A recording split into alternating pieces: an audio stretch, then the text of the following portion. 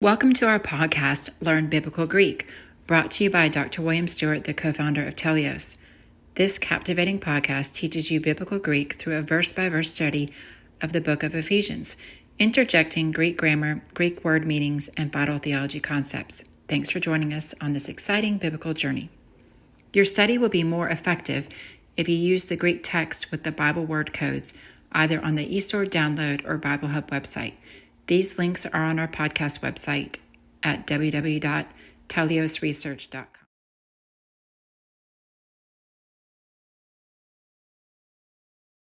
Hi, I'm William Stewart, co-founder of Teleios. Welcome back to our podcast on learning biblical Greek.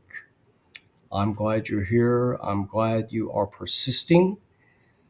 Learning biblical Greek takes persistence. So much of it is regular, but not always. And it's really completely different sentence structure or lack of sentence structure. It's the vocabulary is very different. The syntax. So the fact that you're still here and working on it, congratulations.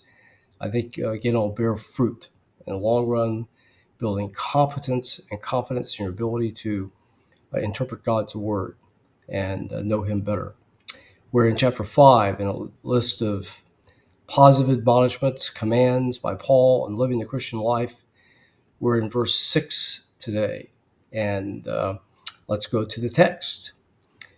Medes, so no one. So you can tell by now this is a combination of two words in E or eta for not. One of the two words for not, u is the other one. Is for one, this is the masculine nominative for number one. That D is there, I think, just for phonetic reasons. No one, umas. So this is the the accusative plural second person for you. So no one, you. Apatato. So here is the verb. That to ending in a verb tells you it is a third person present tense imperative.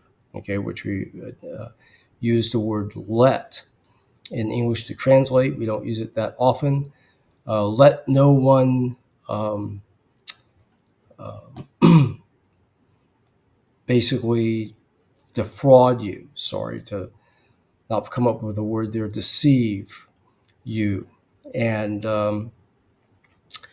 kinis, back to the verb itself again. It's you don't see a prefix, you don't see an augment, and that to is basically telling you the tense and that it's in the mood, the imperative mood.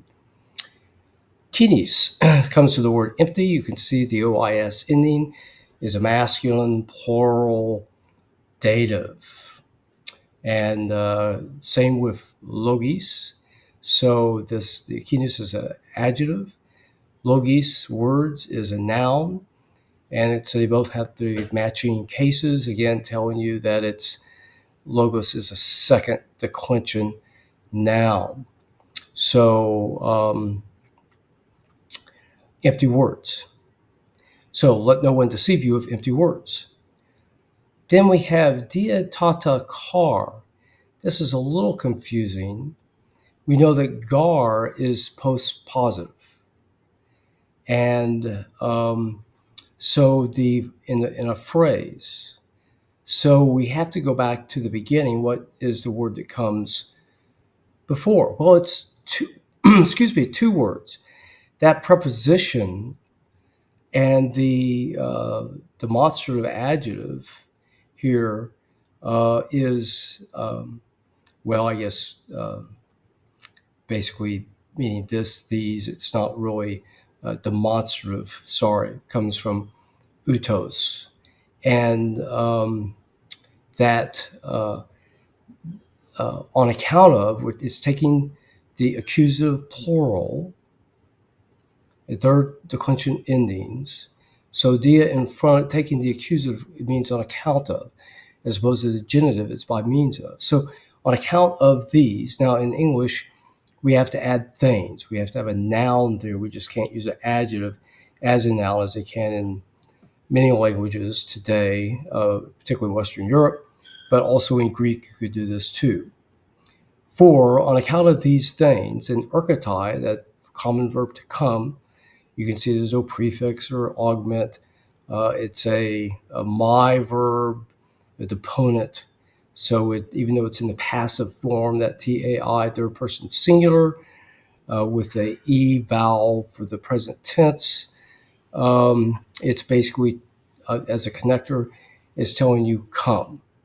So it's passive in form, but you translate it in the active as a deponent verb, comes. E orgi. So this is wrath, God's wrath, that perfect anger from God that is righteous and limited to deserve punishment. Then it's over. So E is the feminine nominative singular. Orgi is the same for the noun, again telling you it's first declension, cause the endings match. Again, we talked about before that for feminines, the eta typically follows the consonant except rho. For the A, alpha, will typically come after a vowel and rho. This isn't perfect, but it's sort of a solid trend, I should say. To theo, often seen, of God, possessive, genitive. OU is a genitive, singular, masculine. They match. Theo is a second declension noun. Epi, preposition. Remember, this can take the dative, accusative, or the genitive. In this case, it is the genitive. All of them sort of mean on. Genitive means more, maybe over something.